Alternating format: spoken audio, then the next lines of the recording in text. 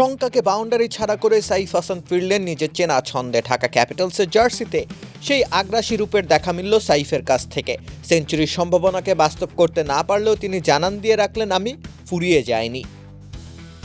এবারে Bangladesh premier league 4 ছক্কার ঝংকারে মাতিয়ে রাখবেন সাইফ হাসান, প্রত্যাশা ছিল তেমনই। ঢাকা ক্যাপিটালস অগাধ ভরসা থেকে তাকে সাইন করিয়েছিল সরাসরি, কিন্তু প্রত্যাশার বাস্তবতার মাঝে বাধা হয়ে দাঁড়ায় সাময়িক অফ ফর্ম। আক্রমণাত্মক ব্যাটিংয়ে যে প্রদীপ জ্বেলেছিলেন সাইফ, আন্তর্জাতিক ক্রিকেটে সেই প্রদীপ আলো দেয়নি বিপিএল এর মঞ্চে। কিন্তু দেরিতে হলেও আলোক রোশনাই ঠিকই ছড়ালো সাইফের ব্যাট। দ্বাদশ বিপিএল এর নিজের শেষ ম্যাচে গর্জে উঠলেন সাইফ।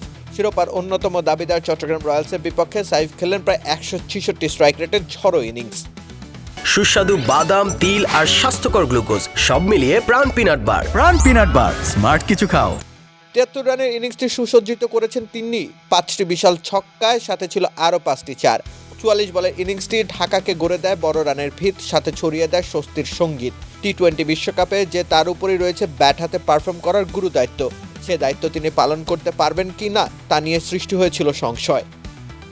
8 ম্যাচে 83.33 স্ট্রাইক রেটে 60 রান সংগ্রহ নিঃসন্দেহে দুশ্চিন্তার কারণ, কেননা 2025 সালে আন্তর্জাতিক টি-20 ক্রিকেটে তিনিই ছিলেন বাংলাদেশের অন্যতম সেরা পারফর্মার।